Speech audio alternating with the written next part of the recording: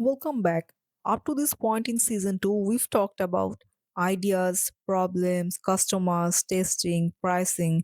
Now we arrive at the moment that changes everything. Your first customer.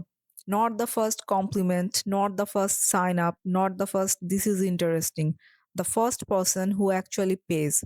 This episode is about why that moment is so difficult and why it matters more than anything else you've done so far.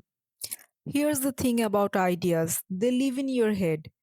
Testing lives in control spaces, but customers live in the real world, and the first customer forces exposure.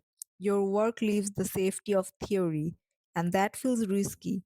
When someone pays, they are no longer encouraging you, they are evaluating you. That shift creates fear, even in confident people. It's not just about the transaction, it's about the reality of having someone trust you enough to part with their money. Now, let's talk about why the first customers feel so heavy. The first customer carries emotional weight. They represent validation, judgment, proof, risk. If they say yes, it's a relief. If they say no, it's doubt. So many people delay. They prepare more, they refine endlessly. But preparation without exposure becomes avoidance. And avoidance does not build businesses, it keeps them safe. The real lesson comes from putting yourself out there even when it's uncomfortable. Rejection hurts more at this stage because your identity is still warped up in the idea.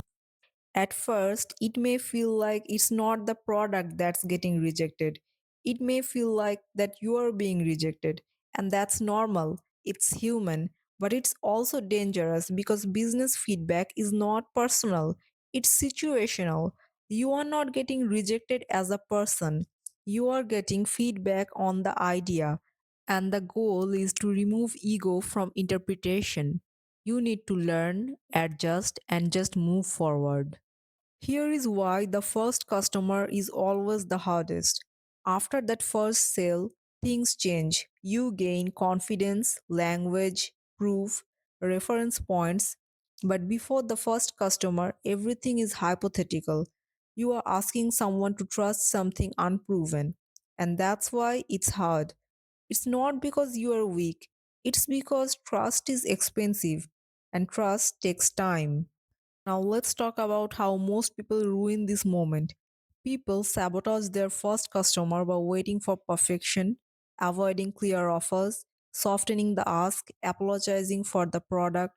They say things like, "This is just an experiment, it's not ready yet." No pressure, but confidence matters, not arrogance. Clarity matters. You don't need to convince, you need to be clear. When you are clear, people understand. When you are vague, they hesitate. So be clear about the offer. Be clear about what you need from them. And be clear about what they get in return. Let's shift this into a healthier approach to the first sale. Treat the customer as a collaborator, a learning partner, a test case.